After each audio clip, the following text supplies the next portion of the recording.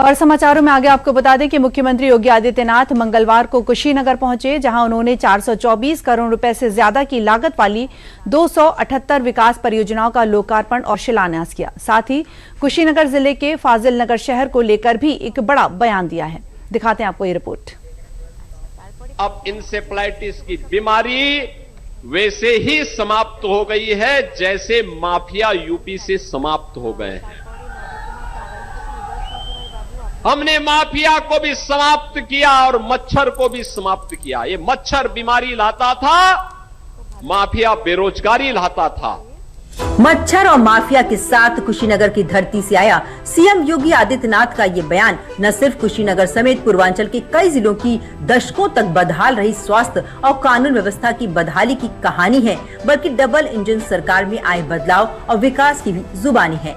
क्योंकि मच्छर और माफिया न केवल सुनने में एक जैसा है, बल्कि पूर्वांचल में इसका असर और खात्मे का तरीका भी एक जैसा ही रहा है। आज की पीढ़ी जिसकी उम्र 25 वर्ष से कम की है, वह जंगल पार्टी के आतंक के बारे में नहीं जान पाता होगा। लेकिन बहनों और भाइयों, ये कुशीनगर जनपद उससे सर्वाधिक प्रभावित जनपदों में से था। हर प्रकार का माफिया इस पावन धरती को जकड़ा हुआ था और इंसेफ्लाइटिस की बीमारी यहां के मासूमों को निगलती हुई दिखाई देती थी। ये पिछली सरकारों के पाप के कृत्य थे कि गरीब भूख से मर रहा है, नौजवान बेरोजगार घूम रहा है, किसान आत्महत्या करने के लिए मजबूर था, आम जनता माफिया और अपराधियों से परेशान था।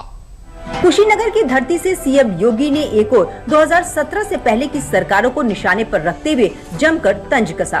वहीं 424 करोड़ रुपए से ज्यादा की लागत वाली 278 विकास परियोजनाओं का लोकार्पण और शिलान्यास करके कुशीनगर के विकास की रफ्तार को धार देने का काम किया। साथ ही कुशीनगर जिले के फाजिल नगर शहर को लेकर भी एक बड़ा ऐलान किया। हम लोग इसका नामकरण का भी प्रस्ताव हमने कर दिया है। अब उसका नाम फाजिल नहीं होगा, बल्कि पावागढ़ के रूप में हम इसको एक नई मान्यता देने जा रहे हैं। भगवान महावीर से नाम होगा, क्यों हम फाजिल कहेंगे? भगवान महावीर के साथ 24वें तीर्थंकर के साथ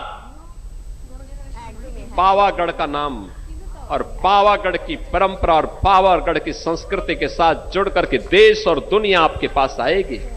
सीएम योगी के इस बयान के बाद अब फाजिल नगर के पावागढ़ बनने की राह आसान होती नजर आ रही है। ऐसे में माना जा रहा है कि जल्द ही इसकी आधिकारिक अधिसूचना भी जारी हो सकती है। साथ ही चुनावी साल की आहट के बीच इस फैसले पर यूपी में राजनीतिक और सांस्कृतिक बहस के नए अध्याय की भी शुरुआत हो सकती है।